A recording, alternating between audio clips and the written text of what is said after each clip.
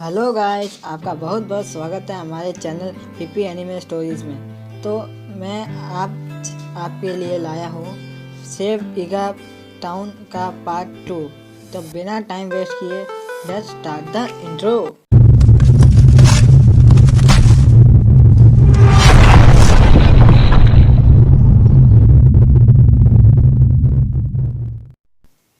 तो आपने पिछले पार्ट में देखा कि परमैन हथौड़ी को अपने आने का कारण बताने ही वाला होता है कि परमैन हथौड़ी को उस लेटर के बारे में पूछता है और हथौड़ी बताता है कि वो लेटर उसके गांव से आया है। तो परमैन हथौड़ी को बोलता है, हथौड़ी तुम इस लेटर को पढ़ लो, तुम्हें मालूम हो जाएगा कि हम सब यहाँ क्यों आए हैं। हथौड़ी परमैन की बात सुनकर थोड़ा चिंतित हो जाता है कि तो जल्दी से उस लेटर को पढ़ने लगता है। तो वो देखता है कि उस लेटर पर कुछ भी लिखा हुआ नहीं था। तो सभी बोलते हैं इस लेटर पर तो कुछ भी नहीं लिखा। तो हथौड़ी बोलता है तुम सब गलत समझ रहे हो, इस लेटर पर ईगा स्पेशल इंक से लिखा गया है जो सिर्फ आपके सामने में ही दिखाई देती है। तो ये सुनकर सभी आग के पास उस लेटर को रखते हैं और देखते हैं कि उस लेटर पर कुछ दिखाई देने लगा था। तो हथौड़ी उस लेटर को पढ़ता है। उसमें लिखा था, हथौड़ी बेटा क्या तुम ठीक हो? यहाँ ईगा गांव में कुछ एलियंस ने कब्जा कर लिया है। इन एलियंस ने कई गांवों में कब्जा कर रखा है। जब हमने पूछा कि वो लोगों ने हमें बताया कि वो 3 लोगों को ढूंढ रहे हैं। हमने जब पूछा कि कौन 3 लोग, तो उन्होंने बताया कि वो 3 लोग कौन हैं।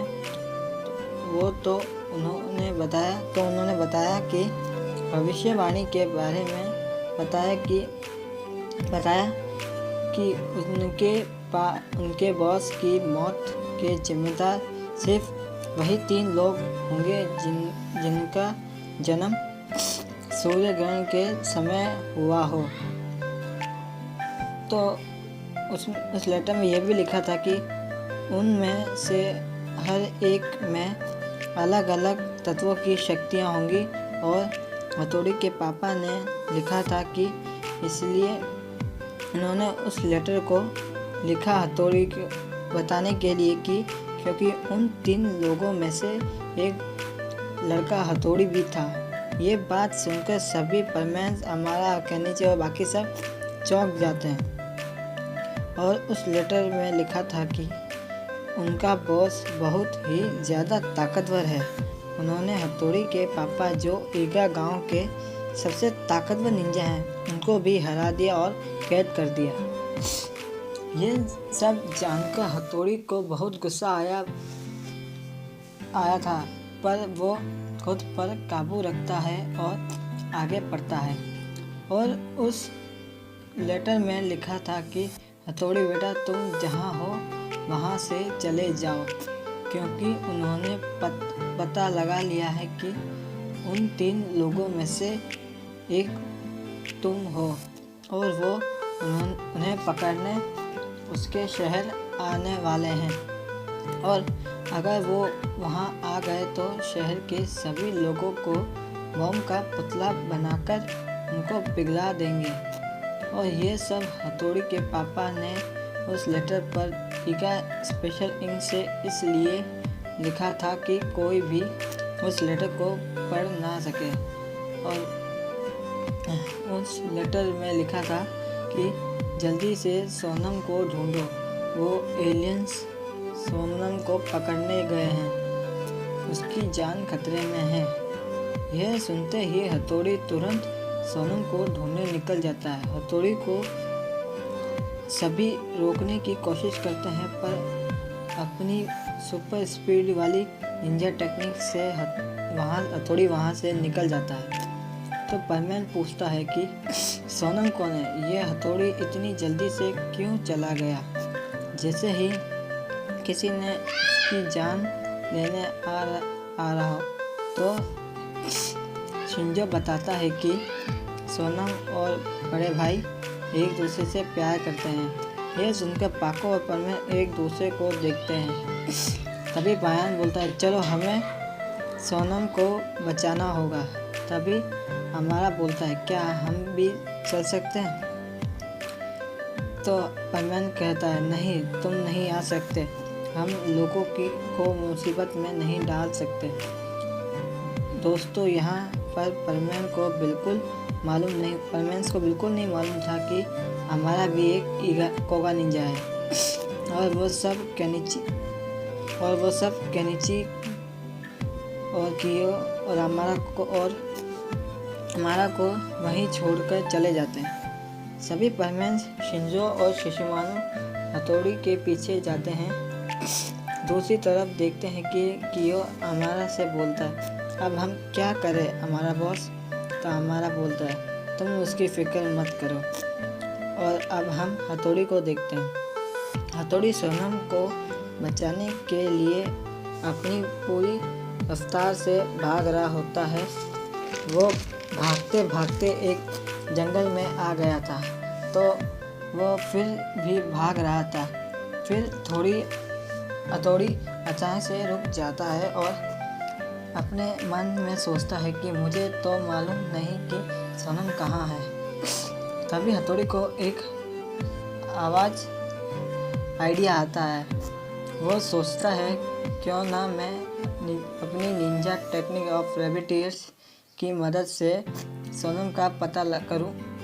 हथौड़ी अपनी टेक्निक की यूज़ करने ही जा रहा होता है कि उसे एक लड़की की आवाज़ आती है। हथौड़ी उस आवाज़ का पीछा करने लगता है और भागते भागते सोनम को पुकार रहा होता है और कह रहा होता है कि तुम लोग जो भी हो, सोनम को छोड़ दो। इतने में परमैन और बाकी सब भी वहाँ आ जाते हैं। वो देखते हैं कि हथौड़ी सोनम को पुकार रहा है। तभी हथौड़ी के पीछे से एक आदमी, जो कि एक एलियन होता है, वो हथौड़ी को लेज़र गन से शूट करने ही वाला होता है। तभी हथौड़ी को बचाने के लिए सोनम हथौड़ी और लेज़र गन के बीच आ जाती है और उसे लेज़र लग जाती है और सोनम वहीं बेहोश हो जाती है। हथौड़ी और परमैन देखते ही रह जाते हैं। हथौड़ी को तो समझ ही नहीं आ रहा होता है कि अभी अभी क्या हुआ। वो सोनम को बेहोश देखकर बहुत ज़्यादा गुस्सा होता है और उस समय हथौड़ी के गुस्से के सामने अगर कोई आ जाए तो समझ लेना कि उसकी खैर नहीं। अब हथौड़ी बहुत गुस्से में था। सभी परमैन हथौड़ी को देखते रहते हैं। परमैन बोलता है, मैंने हथौड़ी को कभी इतने गुस्से में नहीं देखा। तभी शिंजो बोलता है, अब हथौड़ी भाई उस एलियन को नहीं छोड़ेंगे। उसने सोनम पर वार करके अच्छा नहीं किया। परमैन बोलता है, ये तुम क्या कह रहे हो शिंजो? शिंजो बोलता है, हाँ, सब खुद ही देख लो। वो सभी हथौड़ी को देखने लगते हैं। हथौड़ी सोनम को उस हाल में देखकर उसे उस एलियन पर बहुत ही गुस्सा आता है। तभी वहाँ बारिश होने लगती है। हथौड़ी गुस्से में था और वो रो भी रहा था।